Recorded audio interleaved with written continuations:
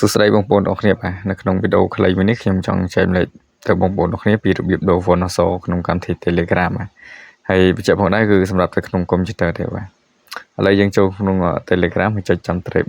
3ហើយចុចចំ setting ហើយចូលកន្លែង chat setting ហើយយើងយកពាក្យកន្លែងនេះបងប្អូនគ្នាកន្លែង font នេះមកហើយយើងអាចរើសបានបងប្អូនគ្នាបាទអូខេខ្ញុំដាក់ font ខ្មែរបាត់ដំបងអូខេអាហ្នឹងបងប្អូនពេញចិត្តfont មួយណាយើងដាក់ font មួយហ្នឹងទៅតែខ្ញុំពេញចិត្តខ្មែរបាត់ដំបងបាទឥឡូវយើងចុច save ហើយយើងធ្វើការ restart ហើយបន្តទៀតគឺយើងទៅបើកកម្មវិធី Telegram យើងវិញមកអូខេបាទ